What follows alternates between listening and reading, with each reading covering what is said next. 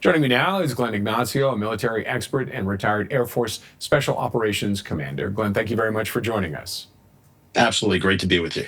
Well, what do you make of this 2 hour conversation and Russia's promise of a ceasefire or working toward one? Well, I'm happy about it. Any kind of dialogue that we can have is beneficial. But as you saw in Turkey, it was almost like the second string team that Putin sent while Zelensky attended, which I thought was disrespectful. But you see that happen. But the idea of Putin, Trump, Zelensky being in a room with their teams to be able to get through this, I think is positive, regardless of the smallest step. But that's where we need to get to. Where right now, I do have to say, is just sort of kicking the can down the road, which benefits Putin. Everything is in Putin's court, unfortunately, and the sooner we can get everybody together, the better. Is this giving him some time to try and grab some more land? Honestly, any time that this is delayed really does give more of a benefit to Russia. They are gaining. It doesn't matter if they're gaining inches, but they are gaining more momentum. And I think when things dry out, because this is sort of the rainy season, that you're going to see a huge offensive from Russia.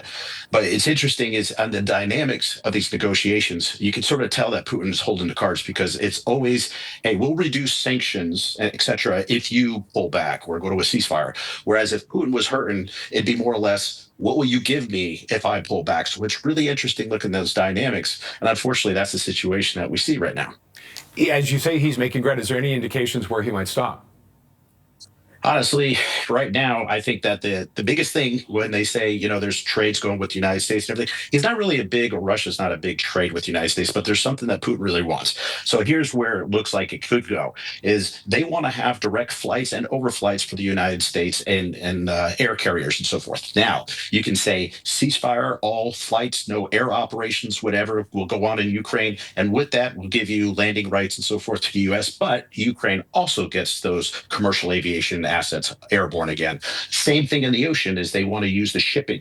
Sure, do a ceasefire where there are no naval operations whatsoever, and you can use the shippings, Russia and Ukraine can. So those are some steps that are really logical that could be coming up front. And when do you think we might actually see them come to the table? That's one thing I hope is very soon. I hope we hear something within the week, or at least something on schedule. The nice thing is the Pope has offered the Vatican as a neutral spot for this to occur, which would be great. But the sooner the better. And as you can see, Trump is impatient in operations. But one of the things that we have to watch out is JD Vance has been very vocal, Vice President Vance, and he's saying that U.S. would walk away at an impasse. And we don't want to give that indication to Putin that he's got an upper hand. But at the same time, if we walked away, I think that things would fall apart in Ukraine, and that would be very concerning. Okay, Glenn, thank you as always for joining us. We appreciate it.